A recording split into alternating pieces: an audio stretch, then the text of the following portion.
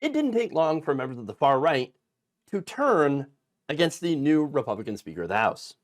Just one day after he received the Speaker's gavel, Republicans claim that the ultra-conservative, Trump-supporting, anti-LGBTQ plus congressman isn't racist enough for them. That's right. Checks off all the boxes except for racism. As Mediaite explains, that in the wake of George Floyd's death in 2020, Johnson admitted that George Floyd, had been murdered. A jury, of course, later found that Officer Derek Chauvin had indeed murdered him.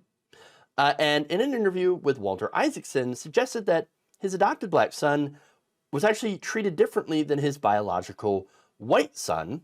Now, asked what he felt after watching the video of George Floyd, Johnson replied this, quote, "I was outraged. I don't think anyone can view the video and objectively come to any other conclusion but that it was an act of murder. And I felt that initially, as everyone did, and it's so disturbing. And you know, the underlying issues beneath that are something that the country is now struggling with. And I think it's something we have to look at very soberly and with a lot of empathy. And I'm glad to see that's happening around the country."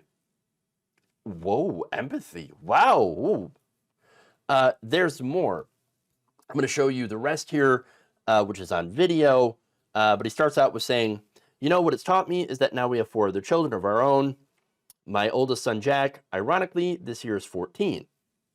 And here's where the video takes off. Thought often through all these ordeals over the last couple of weeks about the difference in the experiences between my 2 14-year-old sons, Michael being a Black American and Jack being white, Caucasian. They have different challenges.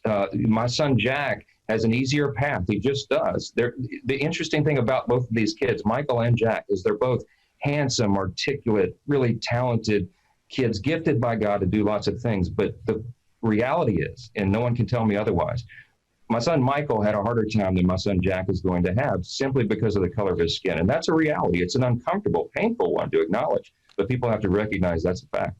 What should we do about that?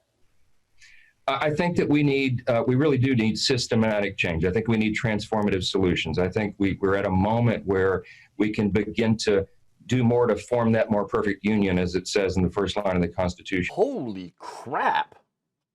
Look, for all the horrible things that this man believes, and I've got other videos talking about those things, he at least acknowledges that racism exists and we need transformative solutions and systemic change to solve it. Wow. Didn't expect that one. But I did expect those statements to not go over well, and of course they did not. Immediately, the Daily Wire's Matt Walsh, who, by the way, agrees with this guy on all of his anti-LGBTQ, anti-trans positions, and anti-woman positions, shared this video and captioned it, "Full clip of the new GOP speaker saying that George Floyd was murdered and we need systemic changes to fix the racism in our country." He then characterized Johnson's comments as a, quote, "full-fledged endorsement of the left's racial narrative." I'm sorry, what narrative? What racial narrative? These are facts. He was murdered. George Floyd was murdered. Derek Chauvin was found guilty by a jury of murder. Walsh continues, "It's even worse than it looks when you see the full context. He went on PBS a week after George Floyd's overdose. Again, murder. He was murdered. Knee in the back of the neck. And called it an outrage and objectively an act of murder, and then went on to fully endorse BLM's talking points and policy prescriptions, completely disqualifying. Every conservative celebrating this guy needs to watch this interview." Social media influencer and Substack writer Pedro Gonzalez complained that the new GOP House Speaker completely internalized left-wing racial libel about white supremacy and privilege. Wow. More. Laura Loomer, who was close to the Trump campaign, also complained about Johnson's view, saying, "MAGA Mike's drug addict George Floyd. Turns out there's no difference between MAGA Mike and Big Mike." I'm assuming she meant Michael Brown. "Is he an undercover Democrat? What type of MAGA Republican says something like this? George Floyd was a drug addict and a criminal, yet the new Speaker of the House said his heart broke for George Floyd. I'm really MAGA. You know who my heart breaks for? Derek Chauvin. Derek Chauvin is an innocent man. He was sacrificed to appease the violent BLM mob that was enabled by liars like Mike Johnson. Wow. Oh, I love it. I love this already. They're already ripping each other apart. There's nothing like Republican on Republican crime. Wow.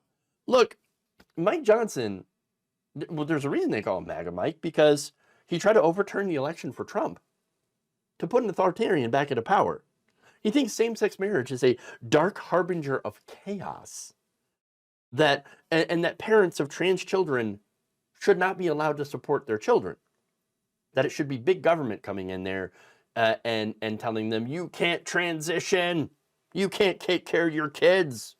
And yet you got the chuds out here that are saying, I know when we like all that stuff, but he's just not racist enough for us.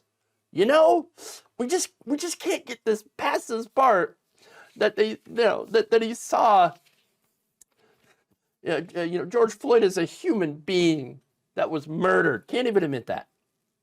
Can't even admit that.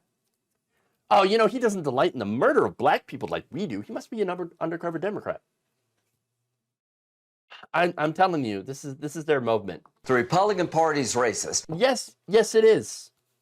When MAGA Mike Johnson is not sufficiently right-wing enough for these people, because he's not apparently not an overt racist that delights in the murders of black people, it really shows you just how extreme they have become on the right.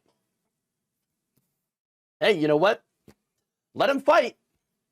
Let them fight.